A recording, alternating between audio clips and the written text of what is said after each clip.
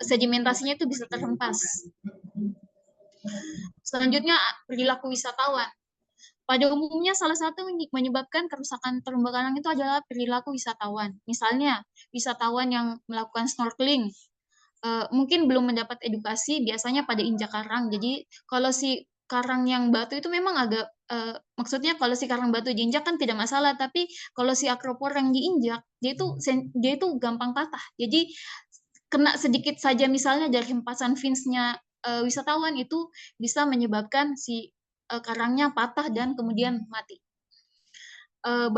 Adapun misalnya penyebab lainnya karang rusak itu biasanya karena jangkar nelayan. Biasanya nelayan kan kalau lagi melaut buang jangkar ke laut itu bisa menyebabkan tarikannya bisa menyebabkan karang-karangnya patah. Ini selanjutnya metode transplantasi. Yang pertama adalah kita melakukan survei untuk menentukan lokasi yang cocok untuk penempatan media transplantasi dan survei lokasi untuk pengambilan bibit karang.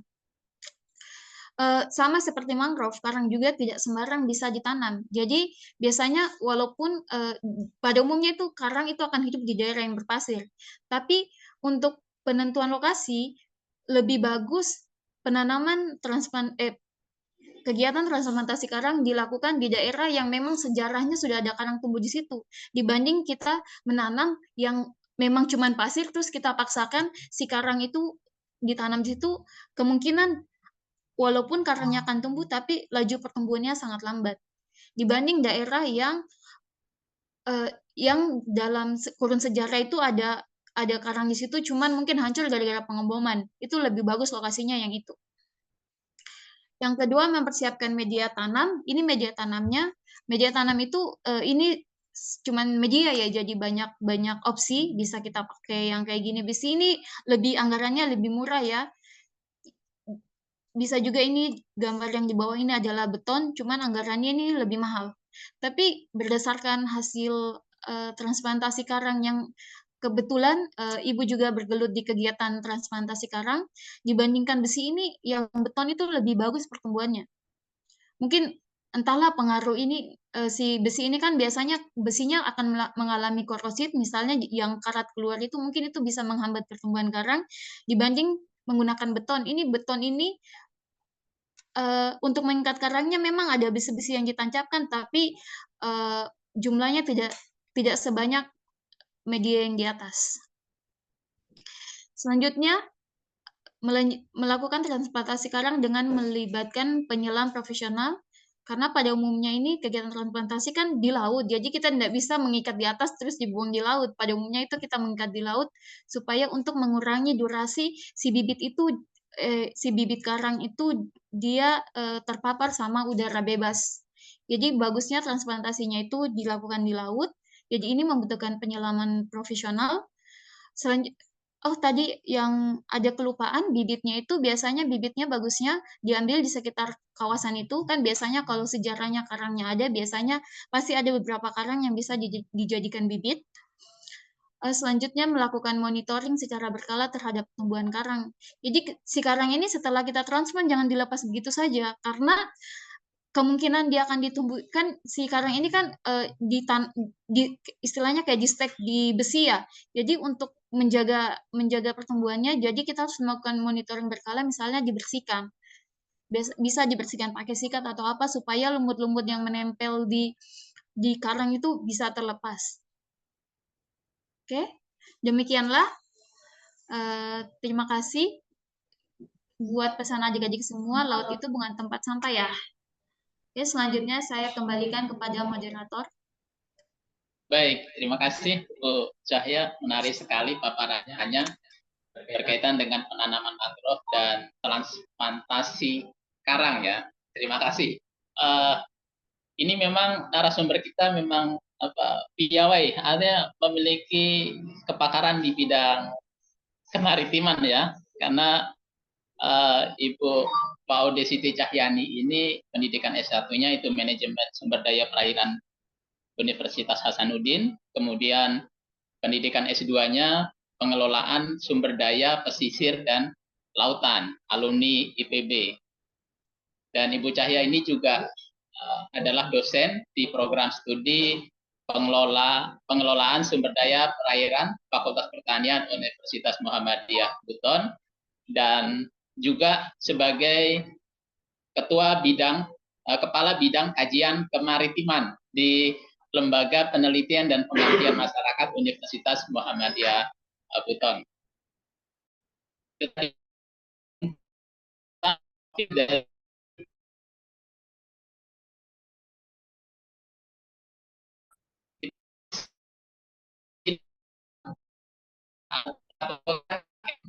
Di Wakatobi nanti bisa bertanya secara langsung berkaitan dengan mangrove, berkaitan dengan transplantasi karang. Mungkin nanti Ibu Cahya ini hobinya juga menyelam, nanti mungkin bisa dibantu, dilatih untuk bisa menyelam. Intinya kalau tidak punya basic dasar menyelam, mungkin yang dangkal-dangkal saja gitu ya.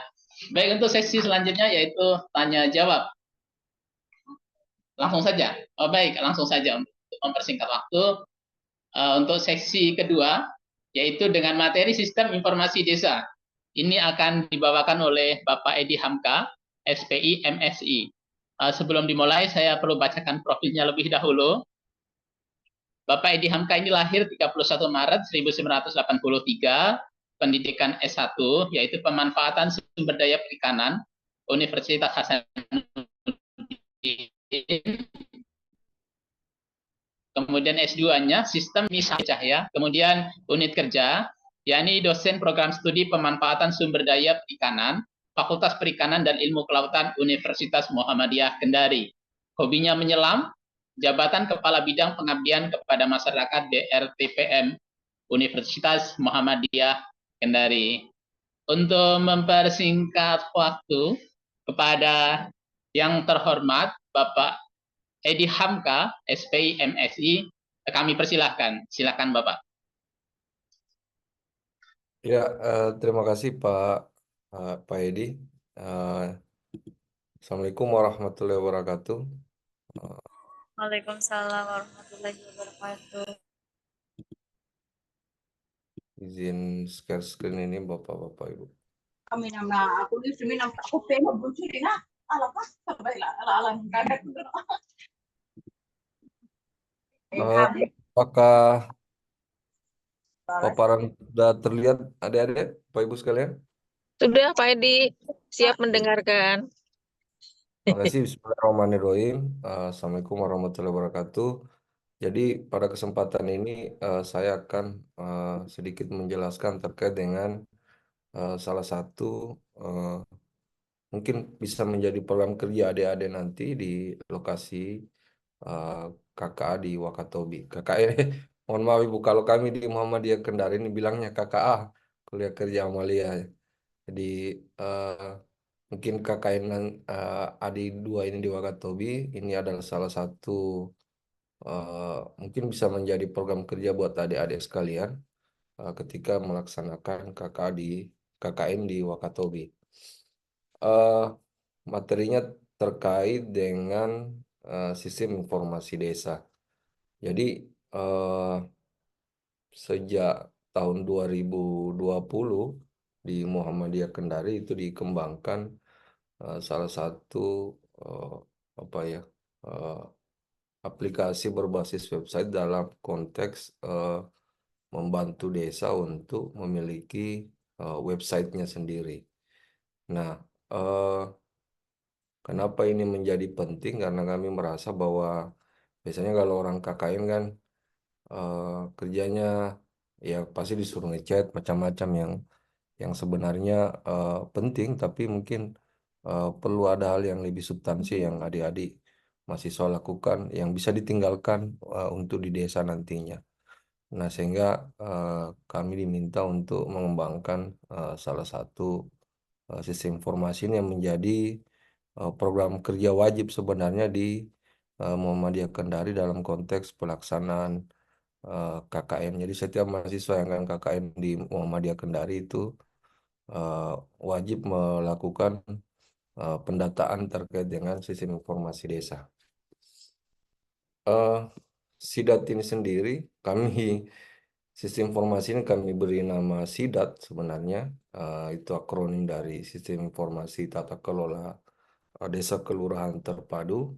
Jadi aplikasi SIDAT ini itu apa namanya, bisa diakses di rumahdesa.id. Jadi di situ nanti akan terlihat semua apa namanya, website desa yang sudah dibuat oleh adik-adik mahasiswa ketika melaksanakan KKN. Di website ini sebenarnya ada 3 hal yang saling terintegrasi, yang itu website desanya sendiri. Jadi masing-masing desa itu akan memiliki websitenya sendiri. Kemudian di dalam websitenya itu nanti akan muncul terkait dengan database kependudukan dan potensi yang ada di desa, termasuk pemerintahannya. Nah, di samping itu juga ada tambahan yang menyangkut masalah administrasi surat menyurat di desa. Jadi ketika misalnya desa ingin membuat surat, itu bisa melakukannya sendiri di dalam aplikasi SIDAT. Jadi tidak mesti misalnya ketika Pasekdes tidak ada di tempat, tidak bawa laptopnya, nah itu bisa membuat suratnya dimanapun dengan mengakses website desanya. Nah, ini yang kemudian ada di dalam aplikasi SIDAT ini. Jadi antara website desa, database kependudukan, potensi, dan pelayanan administrasi sudah kami coba satukan dalam satu website. Apa yang menjadi keunggulan di dalam aplikasi SIDAT ini dibanding aplikasi atau sistem informasi desa yang lain yang sebenarnya sudah banyak. Yang pertama itu bahwa setiap pemerintah desa atau setiap desa itu dia memiliki basis data penduduk yang jelas. Jadi baik individu dan kepala keluarga, dan itu lebih sesuai dengan perkembangan. Jadi kalau misalnya ada yang meninggal, itu bisa penduduknya bisa dinonaktifkan cerita secara administrasi, atau misalnya ada kelahiran baru juga bisa didata juga lagi kembali. Jadi penambahan dan pengurangan penduduk itu bisa berjalan secara dinamis. Nah, ini tadi makanya kemudian juga ini sebenarnya bisa nanti dikombinasikan dengan sistem informasi yang sudah ada, baik itu misalnya menyangkut kesehatan, infrastruktur, ataupun potensi desa. Bahkan sampai ke pembanding database pemilu juga bisa sebenarnya untuk DPT, apa namanya, daftar pemilih tetap ataupun sebagai alat verifikasinya. Nah, di sini juga pemerintah desa bisa mengupdate sendiri informasi desanya terkait dengan apa-apa yang terjadi di desa. Misalnya dia punya potensi sapi misalnya, makanya dia bisa memberikan informasi berapa banyak potensi sapinya, sehingga orang-orang luar bisa kemudian menghubungi untuk melakukan transaksi ekonomi misalnya. Yang lain juga mungkin salah satu keunggulannya adalah bahwa ini berada di servernya UMK. Jadi selama misalnya server UMK ini kemudian aktif, maka selama itu pula website desa ini juga aktif. Karena biasa terkadang kalau website-website yang desa yang dibuat oleh pemerintah desa, problemnya itu ada di eh, lama ketersediaan websitenya. Biasanya karena baik project atau misalnya karena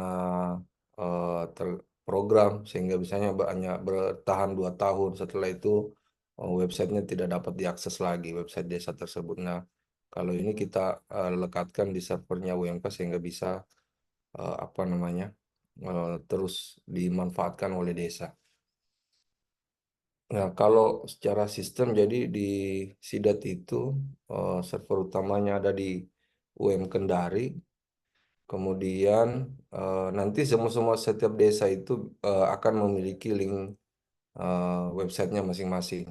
Nah, ini juga bisa diintegrasikan misalnya dengan SIM pemilu misalnya, atau sistem informasi desa wisata misalnya. Ini bisa dikembangkan ke arah sana.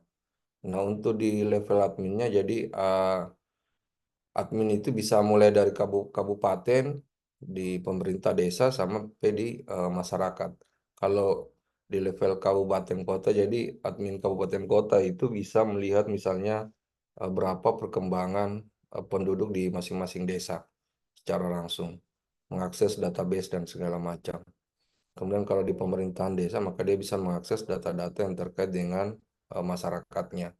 Ntar kalau di masyarakatnya sendiri, admin paling rendahnya itu berada di kepala desa. Jadi kepala keluarga. Jadi kepala keluarga itu bisa mengupdate sendiri data kependudukannya, data anggota keluarganya. Misalnya ada yang mulai ada anggota keluarga baru, itu bisa secara mandiri diisi oleh kepala keluarga, sehingga pertambahan dan pengurangan penduduk itu bisa terjadi secara dinamis. Nah, ini tadi yang saya bilang, jadi di dalam SIDAT ini ada data-data terkait penduduk, keluarga, pemerintahan, data potensi, dan data persuratan. Ini semua nanti bisa diakses di website masing-masing desa dalam aplikasi SIDAT ini. Nah, kenapa namanya SIDAT? Karena kebetulan kemarin rektornya dari perikanan, jadi paksa kita harus carikan yang berbau perikanan, maka ditemukanlah kata SIDAT itu sendiri. Nah, ini tampilan awal websitenya. Ada beberapa menu utama, ada beranda, kemudian ada pemerintahan desa, ada kependudukan, kemudian ada layanan warga, ada download, ada kontak, dan login. Di pemerintahan desa ini nanti berisi informasi mengenai struktur desa yang ada di sana, baik dari pemerintahnya desanya sendiri, ataupun LPM-nya, ataupun kelompok-kelompok yang ada di desa.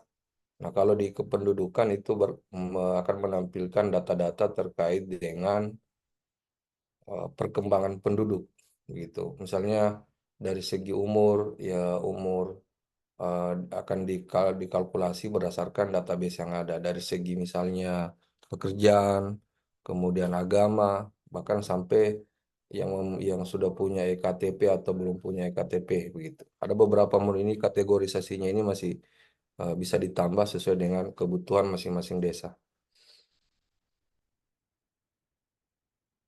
Nah, ini sekilas tampilan di database di admin desa. Jadi di sini nanti desa itu bisa melakukan input. Jadi ketika misalnya ada nanti mau menjadikan ini sebuah program kerja, maka inilah halaman yang adik-adik nanti akan banyak mengisi data di sini, sehingga data-data yang diisi ini itu kemudian bisa tampil di halaman depan website desa tersebut.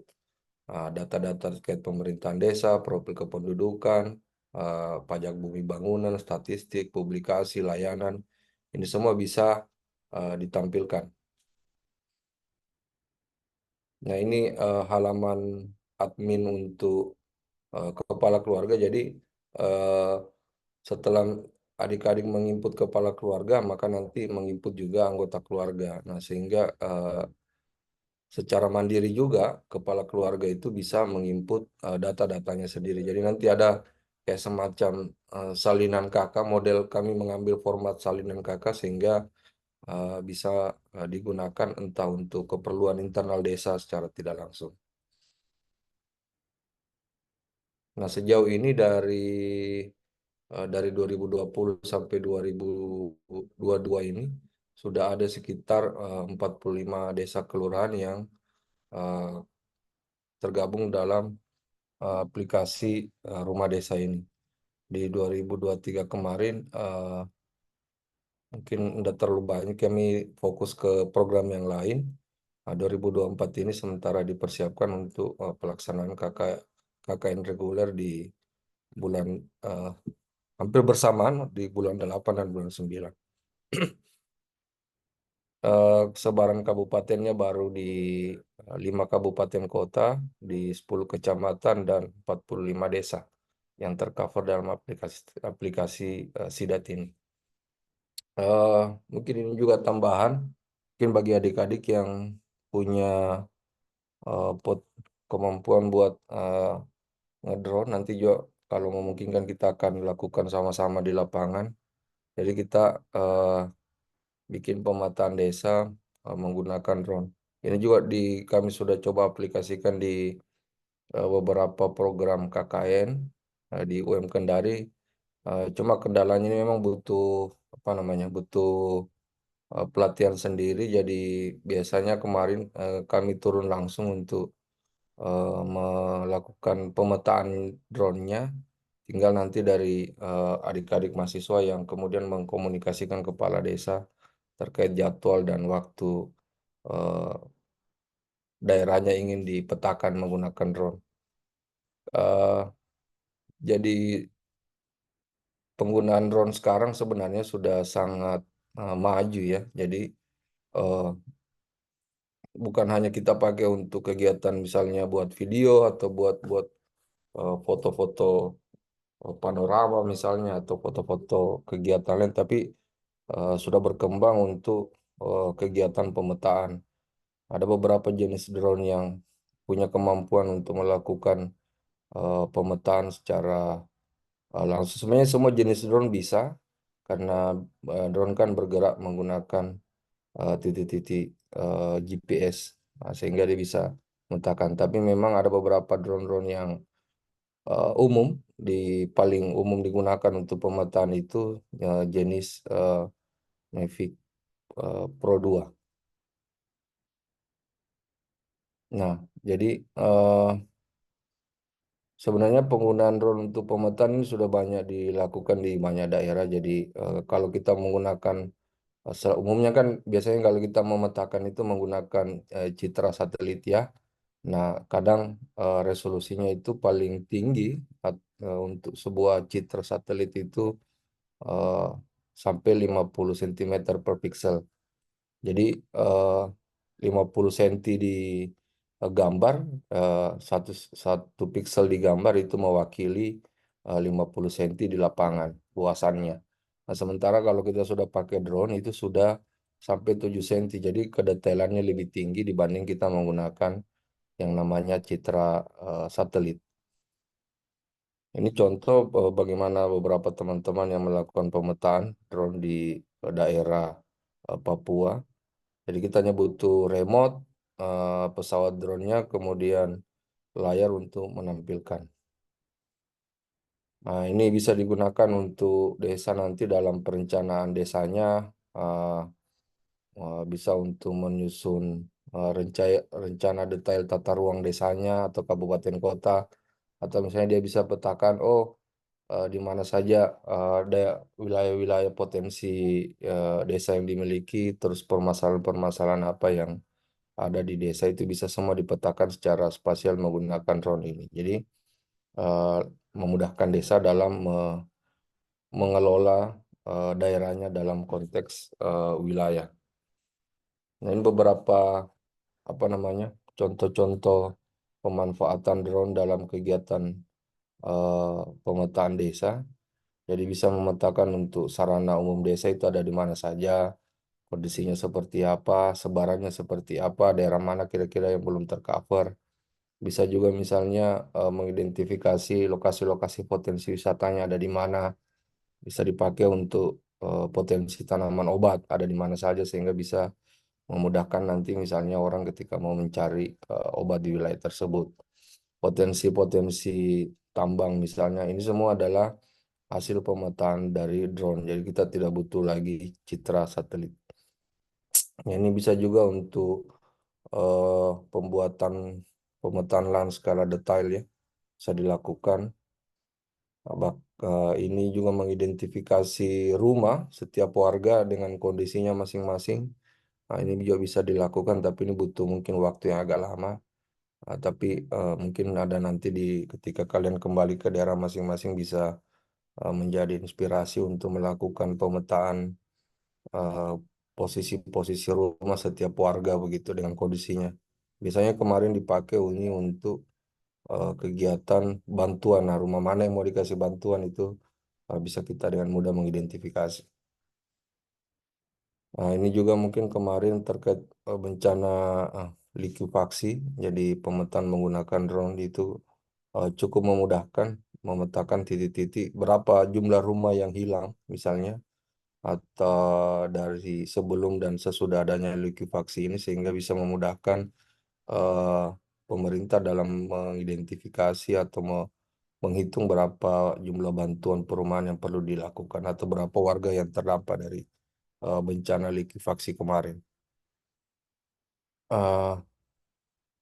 Nah, untuk sidat sebenarnya ada tahapan kerjanya. Misalnya ketika kalian mau mengaplikasikan sidat ini di desa, misalnya mengkoordinasikan, langkah pertama yang harus adik-adik lakukan adalah bagaimana melakukan koordinasi dengan pemerintah desa dalam konteks supaya ada aparat desa yang mendampingi kalian dalam proses pendataan atau bahkan mungkin baiknya melibatkan aparat desa untuk melakukan pendataan bersama, sehingga ini juga memudahkan ketika bertemu dengan masyarakat yang mungkin saja tidak akan memberikan datanya kalau misalnya bukan dari pemerintah desa, karena kita butuhkan itu adalah kakaknya, kartu keluarganya untuk nanti diinput ke dalam aplikasi. Form-formnya sebenarnya di aplikasi Sidat sudah ada panduannya, sudah ada form-form pendataan yang harus diisi, tinggal diperbanyak, dan insya Allah kalau misalnya ada yang tertarik nanti mau menjadikan ini program kerjanya, bisa kita bikin pertemuan tersendiri untuk mendiskusikannya.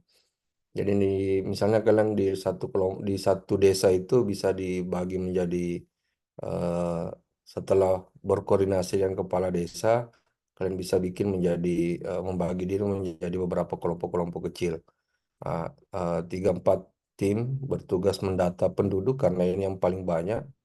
Misalnya kalau penduduk desa itu ada 1.500 misalnya, maka itu perlu strategi juga untuk bagaimana bisa mendata 1.500 itu. Biasanya kalau kami di sini itu menyesuaikan dengan jumlah dusun. Misalnya kalau di desa itu ada 4 dusun, maka tim itu kita bagi menjadi 4. Kalau ada 3 dusun, ya tim itu kita tim untuk pendataan penduduk itu kita bagi 3. Jadi menyesuaikan dengan jumlah dusunnya. Nah, masing-masing tim yang di dusun ini tuh kemudian melakukan pendataan bersama dengan pemerintah desa yang ditunjuk. Nah, satu tim itu bertugas untuk mendata aparat desa dan potensi desa, karena ini jumlahnya mungkin tidak terlalu banyak, jadi dia hanya satu tim saja. Jadi ini mungkin salah satu contoh bagaimana membagi tim nanti supaya ketika mau melakukan pendataan itu bisa lebih cepat, efektif. Ini bisa kita lakukan di minggu pertama. Kemudian untuk pengumpulan datanya sendiri, jadi biasanya eh, mahasiswa di Muhammadiyah Kendari yang sudah melaksanakan KKN ini, itu pagi sampai sore melakukan pendataan, kemudian malamnya melakukan input.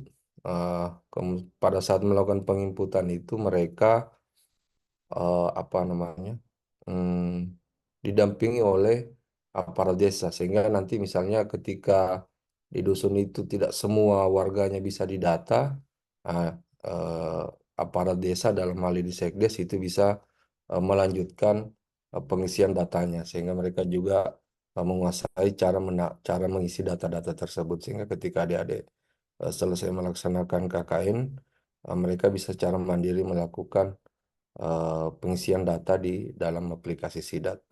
Nah, evaluasi kerja juga penting untuk mengevaluasi kira-kira apa yang kurang dari aplikasi Sidat ini, sehingga nanti bisa diperbaiki di masa-masa yang akan datang.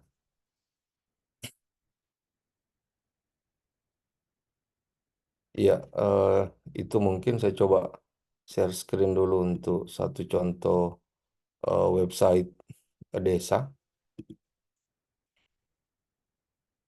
Oh ya, jangan adik-adik mohon yang belum absen silakan absen, linknya sudah diupload di grup di kolom chat ya.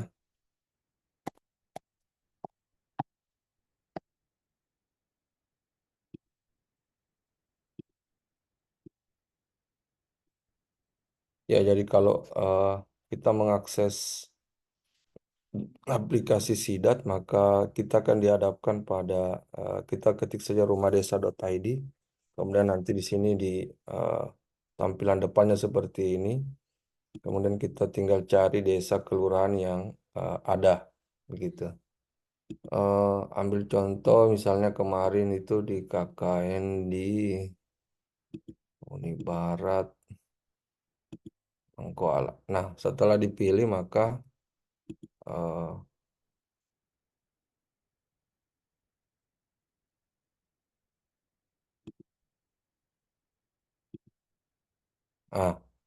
ini website kemarin salah satu desa yang diisi oleh adik-adik mahasiswa.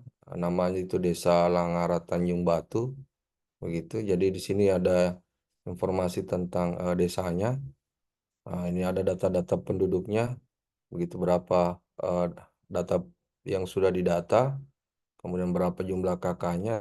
Ini struktur pemerintahnya mulai kepala desa sampai lembaga-lembaga lain yang ada di desa tersebut. Mungkin sudah sebagian update. Nah, ini ada di pemerintahan desa ini ada profil, perangkat, lembaga, sejarah, badan barang-barang inventaris. Desa itu sudah bisa dilihat di sini. Nah, kemudian, nah ini jadi informasinya. Ini satu tim nanti akan bertugas untuk melakukan pendataan-pendataan ini. Kemudian di data penduduk ada statistik. Nah, ini tadi yang seperti yang saya jelaskan bahwa eh, nanti akan muncul informasi terkait data-data penduduk berdasarkan beberapa kategori. Ada umur, ada gender, ada pekerjaan, kemudian perkawinan, agama, status warga negaranya, EKTP, berapa yang sudah punya EKTP, berapa yang belum. Kemudian golongan darah juga ada. Ini adalah golongan, kalau dari data ini misalnya di desa ini ternyata banyak warga yang belum tahu berapa golongan darahnya begitu, jenis golongan darahnya. Nah, sehingga ini bisa menjadi program tersendiri untuk pemerintah desa untuk melakukan pendataan terkait identifikasi terkait golongan darah. Jenis-jenis penyakit juga yang sering muncul di sana seperti apa di desa tersebut.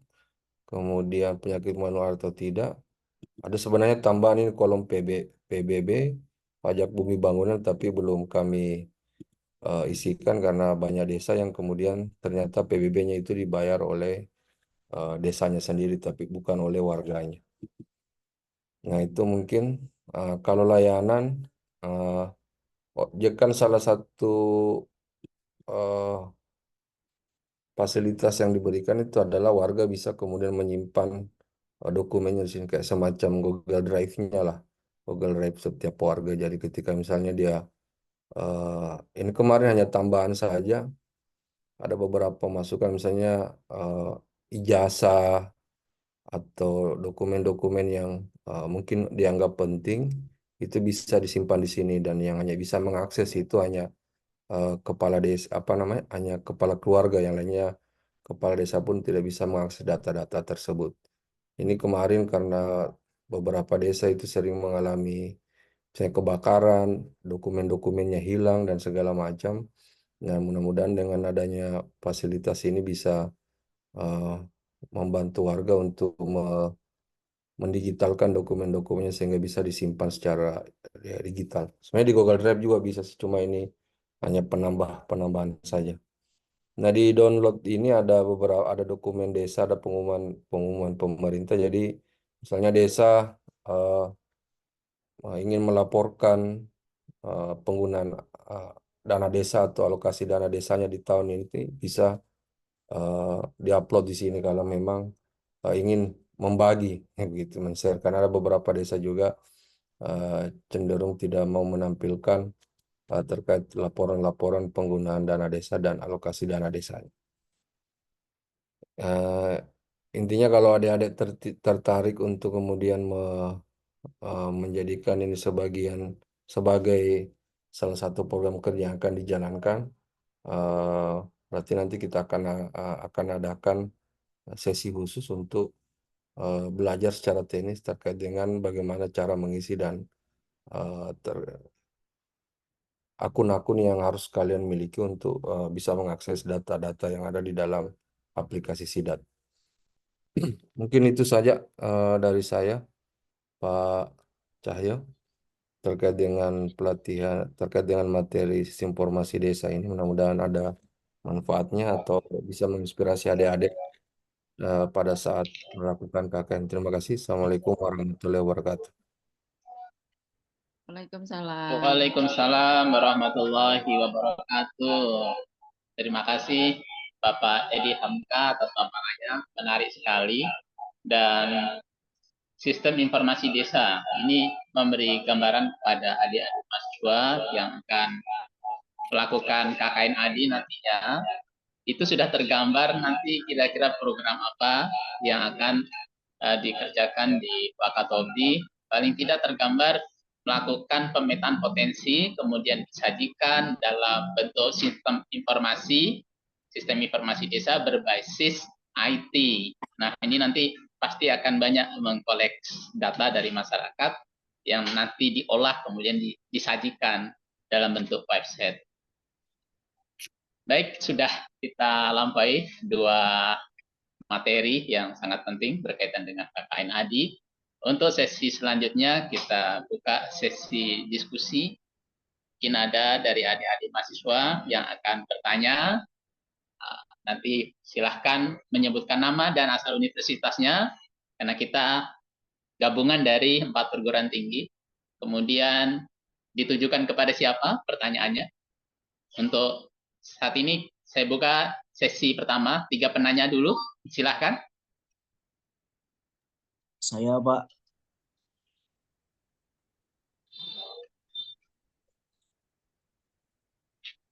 Saya, Ya, Pak, izin silakan. bertanya, Pak. Bismillahirrahmanirrahim. Assalamualaikum warahmatullahi wabarakatuh. Sebelumnya terima kasih atas kesempatannya.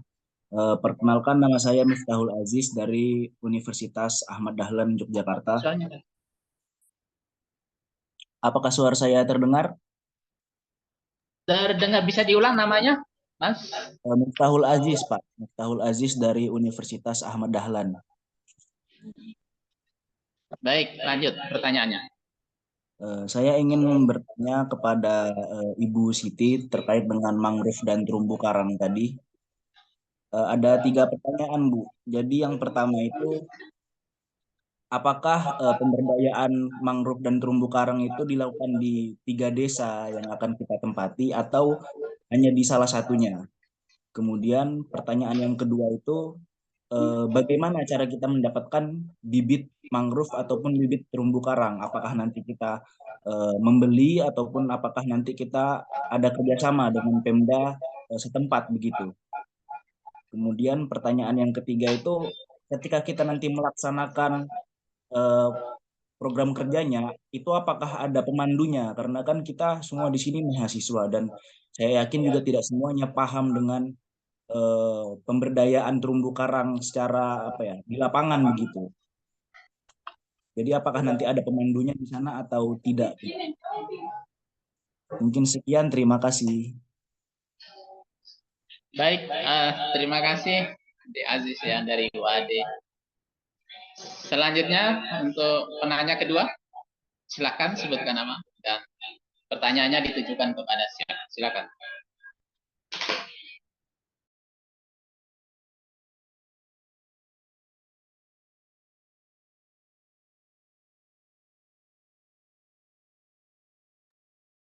Kalau nggak ada, saya saja, Pak Nur Cahyo. Baik, Ibu, silakan. Dengan senang hati. Baik, Pak Edi, apa yang disampaikan Pak Edi tadi kan sangat menarik ya, dan tentu itu menjadi salah satu program tematik yang akan kita tawarkan ke mahasiswa gitu. Dan teman-teman dari UM Kendari tentunya ini lebih paham ya Pak ya tentang sistem informasi desa ini, karena mungkin sudah dikembangkan beberapa periode di tempat KKN-nya UM Kendari. Mungkin ini akan menjadi penggeraknya di teman-teman ya, mas-mas, mbak-mbak dari UM Kendari ini yang akan memberikan banyak informasi kepada teman-teman dari perguruan tinggi lain gitu. Nanti kalau kerjanya saya kira bisa bersama-sama ya, tetapi informasinya akan diperoleh dari teman-teman dari UM Kendari. Mungkin Pak Edi juga bisa memberikan banyak informasi ke mahasiswa dari UM Kendari dulu, Pak. Nah, diberikan pembekalan yang lebih lengkap agar nanti ketika sudah di lokasi bisa memberikan informasi ke teman-teman di Wakatobi. Itu yang pertama. Yang mudah-mudahan kecuali setelah disampaikan masih ada permasalahan juga, mungkin bisa mengundang Pak Edi lagi begitu ya untuk menyelesaikan permasalahan tentang sistem informasi desa tadi. Kemudian yang kedua untuk Bu Cahya. Bu Cahya itu kan sebenarnya hampir sama dengan yang ditanyakan Mas Aziz ya. Itu kan ada 3 desa. Di mana akan ditempatkan penanaman mangrove ini? Karena kami kan belum punya gambaran nih di desa mana begitu. Ataukah nanti akan kita jadikan 3 unit ini atau 3 desa ini bersama-sama untuk melakukan apa tadi transparansi karang ya, nah, atau penanaman mangrove gitu ya. Karena itu bukan program 1 unit atau 1 desa, tetapi kita akan coba melibatkan semua mahasiswa yang ada di sana. Gitu. Jadi informasi ini sangat penting kami peroleh, terutama dari Pak Jumui ya, Pak Jumui yang memang sudah orang Wakatobi sehingga tahu persis nanti mangrove di daerah mana yang akan sama-sama kita galakan. Kemudian yang lainnya saya kira nanti menyusul ya. Silakan Mas, Mbak KKN yang lain boleh tanya nih, Pak Edi sudah siap dan Bu Cahya juga sudah siap. Terima kasih Pak Edi, silakan. Baik, terima kasih Ibu Rina. Untuk adik-adik silakan yang lain yang mau mengajukan pertanyaan atau mendiskusikan berkaitan dengan kegiatan nanti di Wakatobi. Silakan. Baik, mungkin belum ada pertanyaan. Atau boleh bertanya lewat teks. Izin Pak, saya coba tanggapi ya Pak, saran dari Ibu Rina tadi. Baik. Iya Ibu, mungkin kalau memang seperti itu sih nanti kami ini insya Allah nanti saya akan coba kumpul adik-adik yang dari UIM Kendari untuk kemudian lebih mendiskusikan soal sidat ini sehingga bisa mudah apa namanya disampaikan ke teman-teman kelompoknya sehingga bisa dijalankan sehingga bisa berguna. Nah, biasanya memang kalau selama ini setiap minggu adik-adik itu saya ya Zoom seperti ini Bu. Misalnya minggu pertama misalnya mereka lakukan dulu, kemudian kita evaluasi sama-sama apa kendalanya, apa masalahnya, nah, kemudian bisa dicari solusinya untuk 3 minggu ke depannya. Dan di pembekalan memang biasanya langsung training sih, misalnya saya biasanya langsung di pembekalan internal di UM Kendari itu langsung ngisi data, belajar ngisi data, belajar buka aplikasinya di masing-masing kelompok.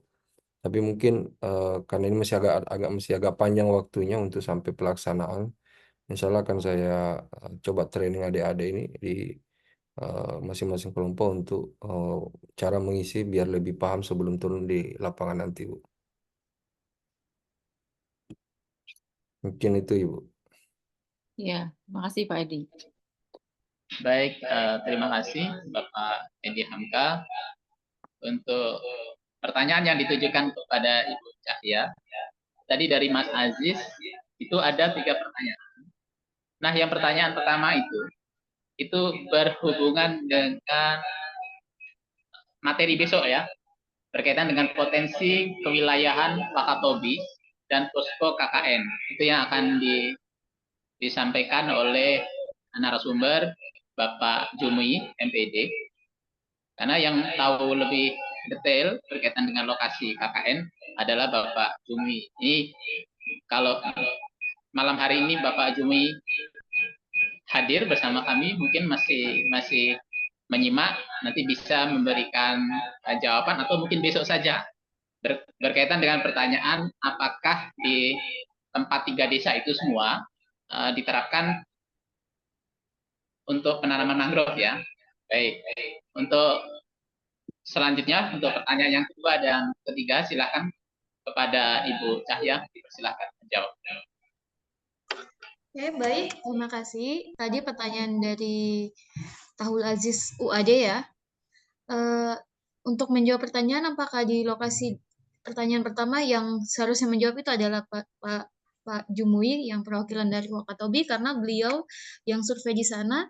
Tapi untuk lokasi penanaman itu harus disesuaikan dengan kondisi yang akan ditanam. Misal mangrove itu harus disesuaikan dengan kondisi lingkungannya. Jadi walaupun maksudnya di antara ketiga lokasi KKN nanti untuk pemilihan lokasi itu apakah akan dilakukan transplant atau dilakukan penanaman mangrove itu harus dengan diketahui kondisi lingkungannya terlebih dahulu. Tadi yang seperti disampaikan oleh Pak Moderator akan kondisi lokasi itu akan dijelaskan oleh narasumber besok. Jadi saya cuma bisa menjawab kita harus mengetahui kondisi lingkungannya karena tidak bisa kita menanam mangrove atau melakukan transplantasi karang di lahan yang tidak untuk peruntukannya. Yang kedua, bibit mangrove dan bibit terumbu karang. Untuk bibit mangrove dan terumbu karang, bibit mangrove itu bisa diperoleh di Wakatobi kan ada Taman Balai Nasional Wakatobi. Biasanya Balai Taman Nasional itu ada dilakukan pembibitan atau misal di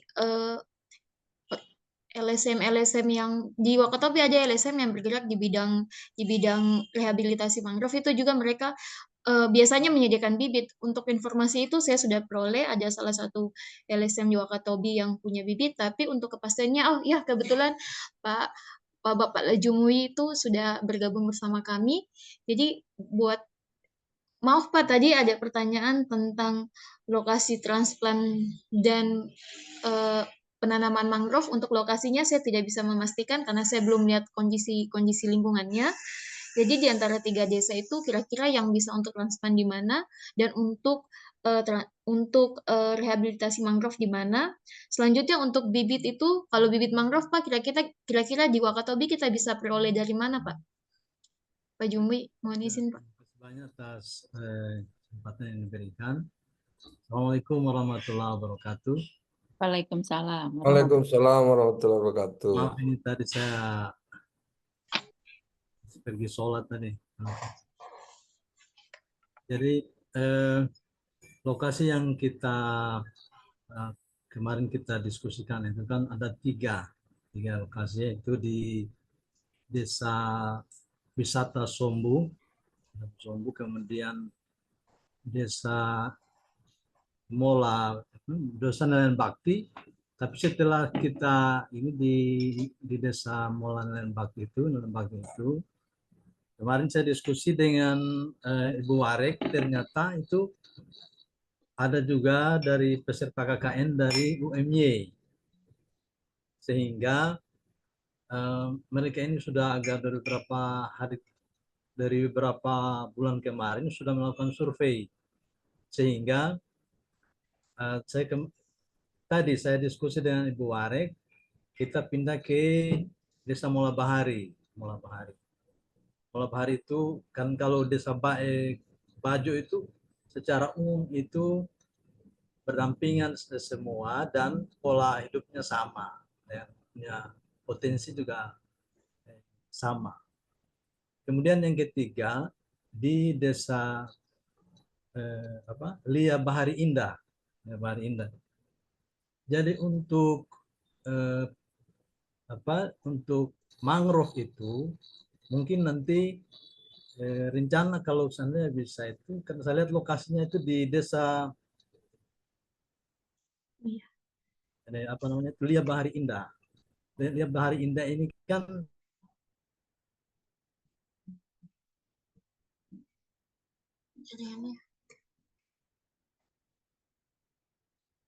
jaringannya beliau kayaknya.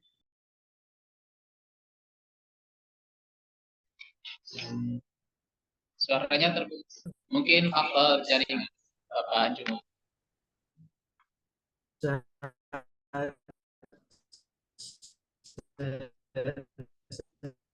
Pak Jumui masih masuk? Itu dia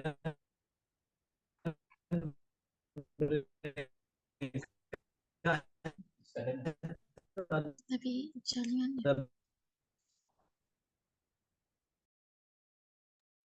terputus ya. Oke, ya mohon maaf, Pak Jumi agak gangguan jaringan. Tadi kan dijelaskan oleh Bapak ada 3 lokasi ya, Mola Bahari, Desa Lia, dan Desa Sombu ya. Berdasarkan penjelasan Bapak, jadi kita bisa menyimpulkan kalau untuk transplantasi karang itu bagusnya dilakukan di Desa Sombu. Karena berdasarkan narasumber yang dari info dari narasumber di Desa Sombu itu eh, karangnya banyak, cuman mati karena pengeboman oleh nelayan. Jadi di sana bisa dilakukan transplantasi. Adapun Desa Lia itu memang berdasarkan proposal yang saya buat itu masuk lokasi untuk penanaman mangrove karena di situ kondisi lingkungan cocok untuk tumbuhan mangrove. Adapun untuk bibit mangrove dan terumbu karang mungkin bisa dibantu bibit mangrove itu bisa dibantu pemerintah setempat atau kita bisa meminta bersurat ke Taman Balai Nasional Wakatobi. Sedangkan untuk bibit terumbu karang itu biasanya diambil di sekitaran lokasi transplant. Jadi dia di lokasi transplant dan apakah ada pemandu untuk penanam rehabilitasi mangrove itu secara teknis itu gampang bisa dilakukan oleh siapapun. Mahasiswa itu tanpa pelatihan apapun bisa kayak nanam tanaman pohon kayak gitu saja. Cuman kalau untuk transplantasi karang memang harus dilakukan oleh profesional, oleh penyelam profesional.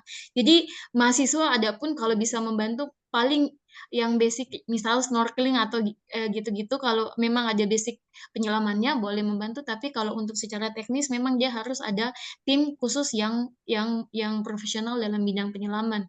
Dan Wakatobi sendiri terkenal sama ekosistem bawah airnya, jadi insya Allah di sana kita tidak akan kekurangan penyelam profesional. Nanti bisa berkoordinasi antara pemerintah setempat atau LSM yang ada di Wakatobi. Oke, demikian Bu, sekaligus tadi menjawab pertanyaan Ibu Rina ya. Ya, makasih Bu Cahaya. Ya, makasih Bu. Ada beberapa catatan ya, Mas Ajis, tolong dicatat ya. Mas Ajis, bibit mangrove katanya bisa minta ke balai ya Bu ya di sana. Berarti Ya. nanti panitia atau dari TBM juga panitia ya, membuat surat ya, mengirimkan surat permohonan bibit mangrove. Kalau yang penanamannya itu bisa tidak diajarin juga tidak apa-apa ya Bu. Pokoknya bisa seperti menanam pohon biasa berarti Bu. Kemudian nanti desanya Desa Sombu ya tadi Bu Cahya ya kalau tadi saya tidak salah dengar. Betul ya Pak Cumi? Untuk transplant iya, Desa Sombu.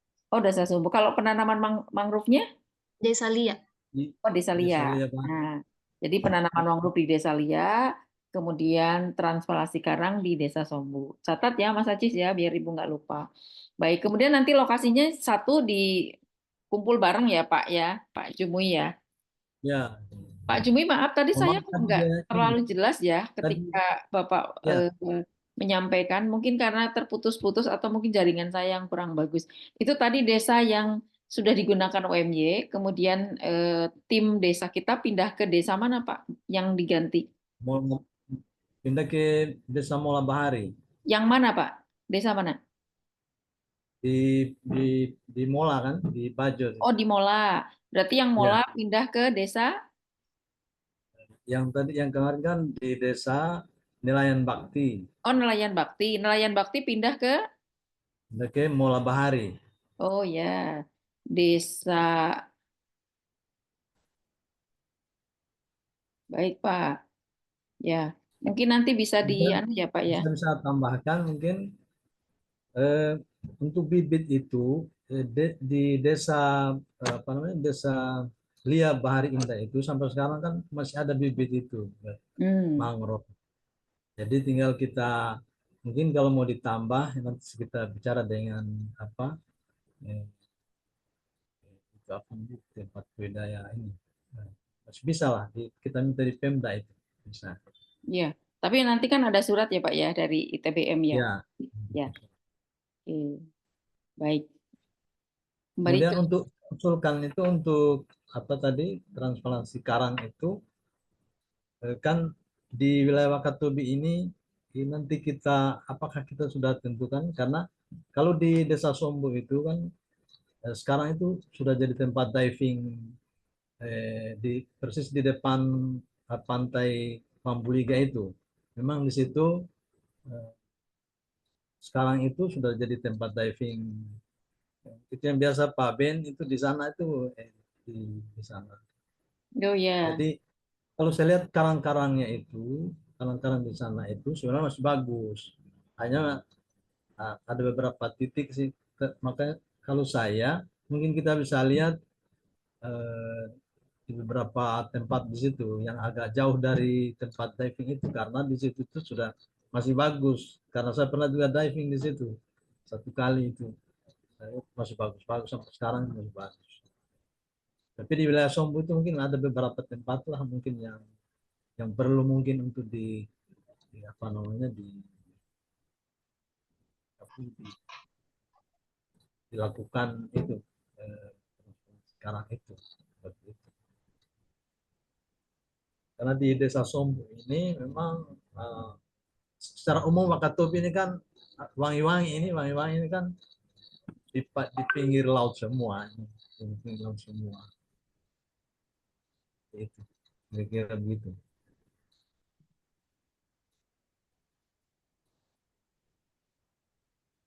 Duduk di Mungkin kursi begitu, dulu Bu. Pak Ketua. Hah? Duduk di kursi dulu Pak Ketua.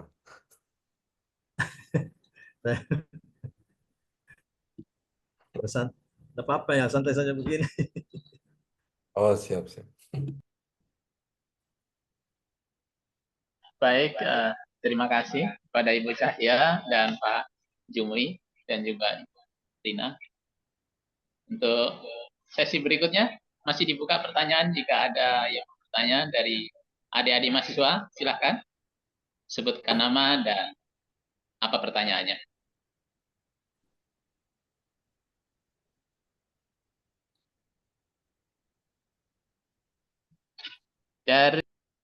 Dari Universitas Muhammadiyah Kendari,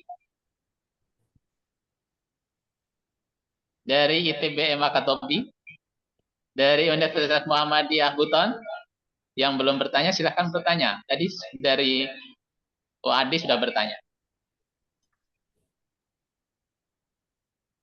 Atau paham semua ya? Materinya sudah sangat jelas, sehingga sudah tidak ada pertanyaan.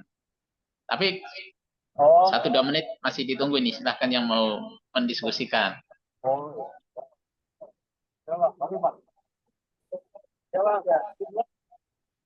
Ya, silakan.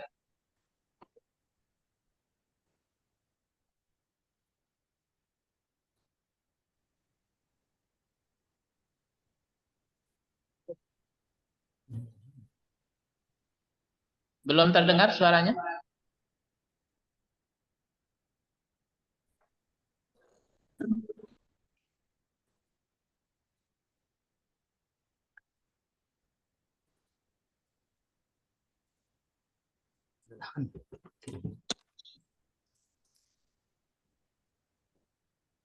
Ya, silakan. Bisa diaktifkan kamera. Kopi dulu.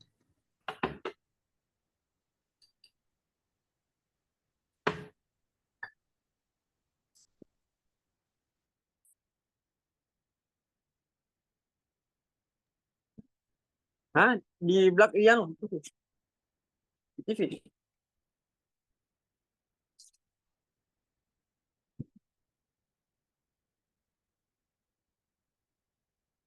Ibu Rina, ini sepertinya sudah tidak ada pertanyaan.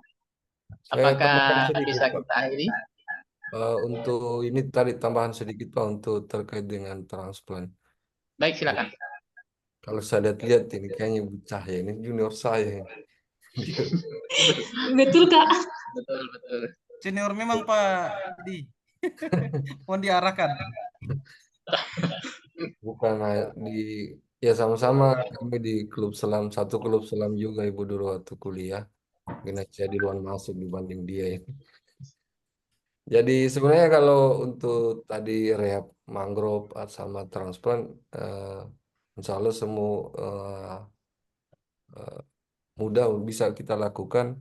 Mungkin nanti adik-adik bisa kita libatkan pada saat terlibat aktif, mungkin mulai dari persiapan ininya ya, medianya, tergantung nanti apa yang mau digunakan, apakah yang model spider tadi itu atau misalnya mau bangunan-bangunan permanen yang beton-beton itu atau seperti apa nanti. Mungkin adik-adik nanti akan banyak di situ terlibat karena banyak uh, apa namanya banyak bahan mungkin yang akan disiapkan. Tapi kalau untuk mangrove kan ada di sana Balai Taman Nasional, mungkin ya tadi betul Ibu mungkin butuh perizinan karena namanya wilayah Taman Nasional, dia tidak tahu aturannya, dia apakah bisa kita nanam semau-maunya kita saja atau harus ada SOP dari mereka juga seperti apa. Kalau lokasi, setahu saya di Sombu itu langsung tubir Pak Jumidi, saya agak depan terus eh, jauh ke depan baru ada tubir. Nanti memang juga nanti dicari saja mungkin lokasinya disesuaikan Pak. Kalau memang tidak memungkinkan untuk di di apa namanya di Sombu tadi bisa mungkin bergeser kemana di beberapa titik. Kalau memang butuh alat selam, nanti juga dari kami bawa dari sini. Insyaallah di sini ready. Ada 5 alat selam ready bisa kita bawa dari Kendari untuk dibawa ke sana. Wah, mantap. Wow, berarti rombongan besar nih Pak Edi kalau 5 peralatan selam aja mau dibawa dari Kendari. Kalau kapal kan gratis, Bu. Kalau lewat lah. Oke, wah, saya ingin lihat Bu Cahya nyelam ya. Hmm. Kalau Ibu Cahaya Bu dulu tidak seputih ini dulu. Namanya anak penyelam Bu pasti hitam-hitam. Itu kalau di penyelaman kira-kira butuh berapa orang yang menyelam untuk penanaman apa itu terumbu karang itu. Kan kemarin ada rencana untuk eh, pengibaran bendera ya atau spanduk mungkin di Iya, pengibaran bendera di bawah laut kan. Nanti udah jelas Pak Edi, Bu Cahya, nanti tambah lagi. ya, saya masih bikin surat ini ke PUB untuk Pak Belum Geri. toh Pak Cumui, belum dikirim toh. Nah, ini Pak Anu ini kan Pak Rektor sekarang masih di Makassar. Beliau ini Oh ya, saya minta nanti sebentar supaya di scan saya tanda tangannya atau bagaimana. baik. Pak Nur Cahyo, kalau materi sudah selesai, nanti saya akan share screen sedikit tentang jadwal pembekalan KKN Adi. Baik. Baik Ibu Rina, mungkin materi sudah selesai.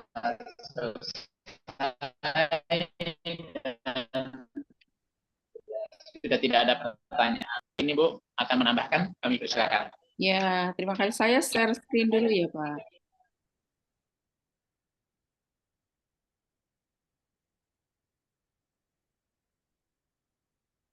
Sudah kelihatan? Sudah, Bu. Sudah ya? Baik. Iya, terlihat. Bapak, Ibu, dan seluruh mahasiswa yang hadir di sini, ini agenda KKN Adi 2 di Wakatobi ya. Hari ini. Sebetulnya saya tuh berharapnya Pak Edi buatnya WIB, Pak. Ternyata WITA. Jadi tadi saya kepotong sholat dulu jam 5 kan, di Jogja masih jam 5. Terus maghribnya setengah 6 gitu. Bisakah mungkin besok untuk Pak Jumui kita 18-nya WIB gitu. Jadi Iya. kita sudah sholat maghrib di Jogja, biar nggak kepotong. Bisa Bu. Bisa ya? Mau tadi jam 8, jam 7 juga boleh, Bu. Tinggal saya. Biar leluasa, jadi maksudnya tidak terpotong sholat maghrib dulu di kami begitu. Begitu Iya, ya? Bu. Iya, Bu. Bagaimana Bapak Ibu, setuju nggak kalau besok kita mulainya jam 18 waktu Indonesia Barat, berarti jam 19 di tempatnya Bapak Ibu semua yang di Wakatobi dan di Buton ya, Kendari ya. Makanya tadi kok masih kosong, saya buka jam 17 masih kosong.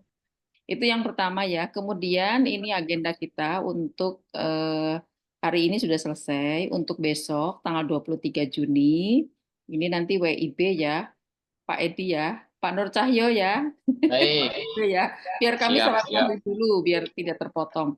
Ini nanti yang akan menyampaikan Pak Jumi terkait dengan potensi kewilayahan, Wakatobi, dan informasi posko Pak besok ya.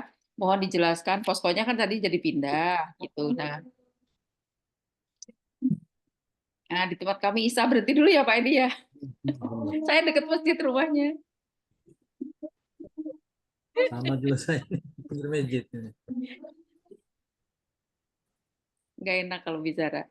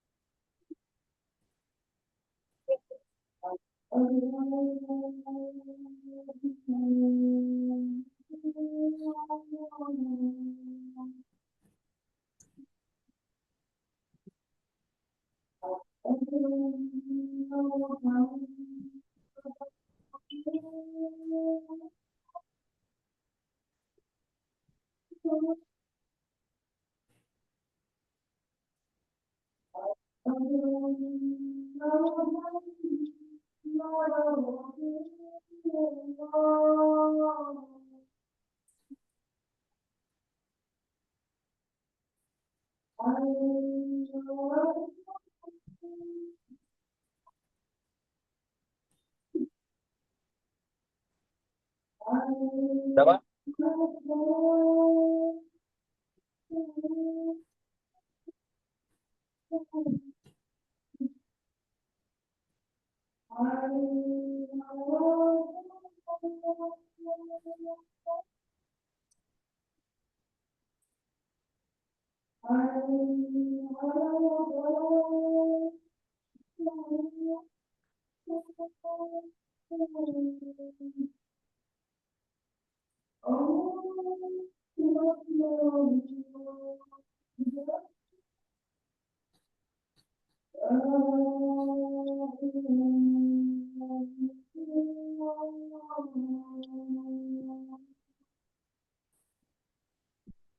Baik, terima kasih Bapak Ibu sudah menunggu. Kita lanjutkan.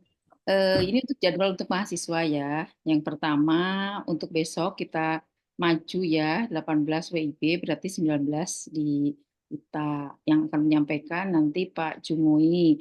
Termasuk nanti poskonya ya Pak. Saya sudah mengirimkan daftar mahasiswa. Mohon juga Pak Jumi memberikan informasi apakah perlu izin gitu kan. Biasanya kan kalau KKN kami izin. Itu daftarnya sudah lengkap kami kirimkan ke Pak Jumui, monggo nanti diproses izinnya.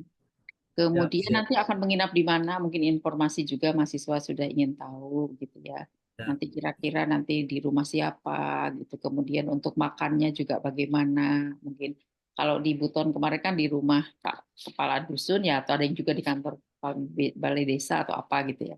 Mau nanti informasi.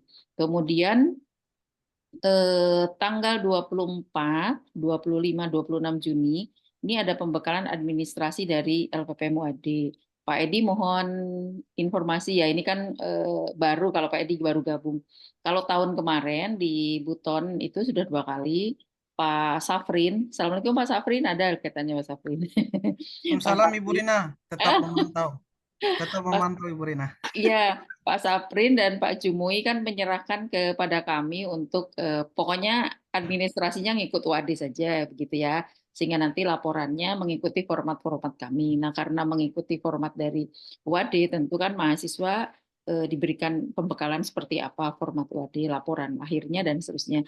Pengelompokannya nanti tetap 3 desa dan laporannya juga menjadi 3. Hanya formatnya mengikuti format WAD. Tapi kalau mengisi bukan hanya mahasiswa WAD yang mengisi ya, semua Mas dan Mbak, tapi semua mengisi ya, mengisi aktivitas KKN-nya seperti apa. Kemudian tanggal itu 24, 25, 26 dan nanti waktu Indonesia Barat ya, jadwalnya sudah diberikan di yang pertama sudah saya bagikan juga. Itu mulai jam 18 waktu Indonesia Barat, berarti di sana jam 19 ya. Kemudian setelah mendapatkan pembekalan administrasi dari LPPM UAD, tanggal 27 Juli sampai 4 Juli itu kira-kira ada waktu lebih dari berapa hari, 1 minggu ya. Itu teman-teman dari Wakatobi yang melakukan survei lokasi ya. Jadi nanti seperti apa untuk mendapatkan informasi teman-teman yang tidak melakukan survei secara langsung. Jadi informasi teman-teman ITBM yang sudah melihat lokasi nanti akan menginap di mana berdasarkan informasi dari Pak Jumui tadi bisa diinformasikan di grup masing-masing ya, di grup WA masing-masing. Kemudian setelah melakukan survei, mahasiswa masih diberi waktu kira-kira 1 minggu juga untuk menyusun program. Nah, ini penyusunan program juga silakan dilakukan secara online, dibentuk ketuanya siapa, sekretarisnya siapa, silakan, kemudian nanti diskusi secara online. Pada tanggal 12 Juli, ya hari Jumat, itu ada presentasi program. Nah, presentasi program yang mempresentasikan itu adalah ketua unit, tetapi semua juga bisa hadir, didampingi oleh DPL. Ya, nanti DPL-nya ada saya dari Wade, kemudian Pak Jumui, Pak Edi Hamka, dan Pak Edi Cahyo ya kalau tidak salah. Kami semua itu DPL. Nanti setelah presentasi program saya akan memberikan masukan, mereview ya apa yang kurang atau apa yang perlu ditambahkan gitu sesuai dengan kesepakatan kita. Kemudian pada tanggal 22 Juli sudah revisi, silakan nanti diserahkan lagi ke DPL ya. Kemudian insya Allah kalau tidak ada perubahan itu 31 Juli penerjunan di ITBM. Tapi kami perlu mendapatkan informasi Pak Edi mau naik kapal pasti ya dari Kendari ya. Dari Kendari naik kapal. Kemudian dari Buton kan juga langsung ya naik kapal ke Wakatobi. Nah, kami yang dari Jogja ini yang perlu mendapatkan informasi apakah sudah ada pesawat ke Wakatobi langsung ataukah kami harus mampir dulu ke Buton untuk menginap di Buton. Mohon informasi nanti disampaikan dulu Pak, sehingga tanggal ini baru tanggal agenda perkiraan kami sesuai dengan rapat yang pertama. Artinya kalau misalnya pesawat sudah ada, berarti kan kami insya Allah pesannya melalui pesawat langsung ke Wakatobi. Tapi kalau tidak ada, berarti kami harus 1 hari mundur sebelum 31 agar kami bisa menginap di Buton, kemudian nanti berangkat ke Wakatobi bersama dengan teman-teman dari UM Buton. Begitu Pak Jumui, mohon informasi juga. Kemudian pelaksanaannya 1 bulan ya, 31 Juli sampai 30 Agustus, dan penarikan 30 Agustus di Wakatobi. Informasi juga nanti akan kami di mana, apakah di Pemda, apakah nanti dengan Bupati atau cukup dengan di kampus saja, mohon juga informasi seperti itu. Dan yang terakhir itu tanggal 31 kami pulang ke masing-masing perguruan tinggi. Tentu saja pada saat penarikan ini nanti kalau tidak salah itu penarikan tanggal 31 berarti Kamisnya ya Pak ya, kita adakan seminar hasil penelitian, hasil pengabdian dosen, dan insya Allah nanti saya bantu juga mahasiswa untuk membuat bagaimana mengolah data ya, mengolah data kegiatan KKN ke dalam bentuk artikel yang akan kita bagikan ke beberapa jurnal, baik jurnal di UM Kendari, di UM Buton, dan juga di ITBM. Mudah-mudahan nanti 1 unit mahasiswa bisa membuat 2 atau 3 begitu ya artikel seperti penanaman terumbu karang, ya, penanaman mangrove, kemudian terumbu karang tadi, kemudian pembuatan sistem desa ya, kemudian nanti kaitannya dengan perpustakaan desa begitu ya, pembuatan profil itu akan kita coba masukkan di dalam tematik ya. Saya kira itu saja dari saya. Ini mahasiswa sudah bisa melihat ya, ini nomor-nomor HP yang bisa dihubungi. Ini DPL dari Wade, Ibu sendiri, Pak Nur Cahyo dari Buton, Pak Hamka dari Kendari, dan Pak Jumui dari ITBM Makassar. Itu yang perlu disampaikan. Ada yang bertanya kan?